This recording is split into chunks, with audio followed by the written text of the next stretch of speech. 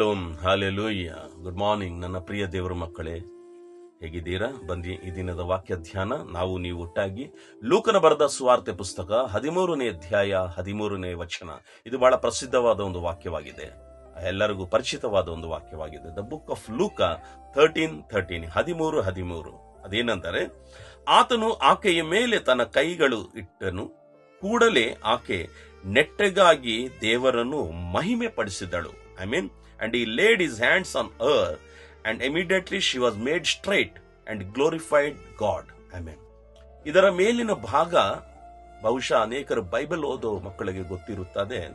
ಇಲ್ಲಿ ಒಬ್ಬ ಸ್ತ್ರೀ 18 ವರ್ಷದ ಗೂಣಿನಿಂದ, ಆಕೆಯ ಮೇಲೆ ಒಂದು ಗೂಣು ಇರುತ್ತದೆ.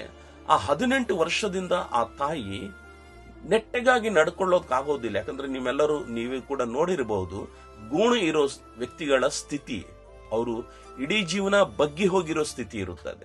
ಆ ಬಗ್ಗಿರುವ ಸ್ತ್ರೀ ದೇವರ ಬಳಿಗೆ ಬರುತ್ತಾಳೆ. ಬಂದ ಮೇಲೆ ದೇವರು ಆಕೆಯನ್ನು ನೋಡಿ ಕನಿಕರಪಟ್ಟು ಆಕೆಯನ್ನು ಹತ್ತಿರ ಕರೆದ ಮೇಲೆ, ವಿಚಾರಣೆ ಮಾಡಿದ ಮೇಲೆ, ಆಕೆಗೆ ಹಿಂಸಿಸುತ್ತಿರುವ, ಕಷ್ಟ ಕೊಡುತ್ತಿರುವ ಒಂದೇ ಆ ಗೂಣು.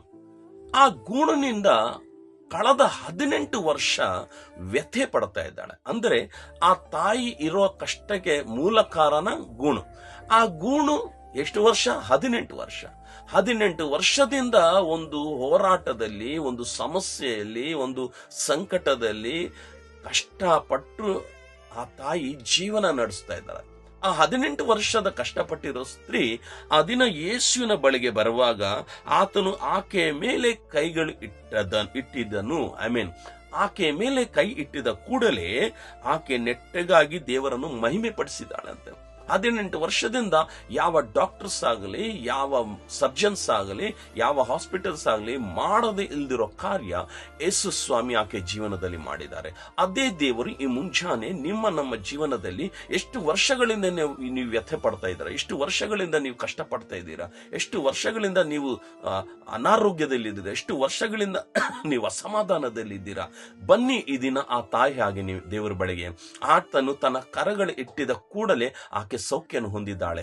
ನೀವು ಕೂಡ ಈ ದಿನ ದೇವರ ಬಳಿಗೆ ಬಂದರೆ, ನನ್ನ ಪ್ರಿಯ ಆತ್ಮೀಯ ಸಹೋದರ ಸಹೋದರಿಯರೇ, ನಿಮ್ಮ ಬಾಧೆಗಳು ಎಷ್ಟು ಹಳೆದಾಗಲಿ, ಎಷ್ಟು ವರ್ಷಾನುಗಟ್ಟಲಾಗಲಿ, ನೀವು ದೇವರ ಹತ್ರ ನಂಬಿಕೆಯಿಂದ ಬಂದರೆ ದೇವರು ಆತನ ಶ್ರೇಷ್ಠಕರವಾದ ಕರ ನಿಮ್ಮ ಮೇಲೆ ಇಟ್ಟು ನಿಮ್ಮನ್ನು ಸ್ವಸ್ಥ ಮಾಡುತ್ತಾನೆ.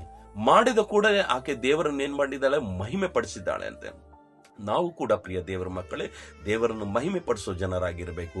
ದೇವರು ನಿಮ್ಮ ಜೀವನದಲ್ಲಿ ಒಂದು ಉದ್ಧಾರ ಮಾಡಿದ್ರೆ ಅದರ ವಿಷಯ 4 ಜನಕ್ಕೆ ಹೇಳಿ, ದೇವರು ನಮ್ಮ ಜೀವನದಲ್ಲಿ ಇದು ಮಾಡಿದ್ದಾರೆ ಅಂದ್ರೆ ದೇವರನ್ನ ಮಹಿಮೆ ಪಡಿಸಬೇಕು, ಸ್ತುತಿಸಬೇಕು.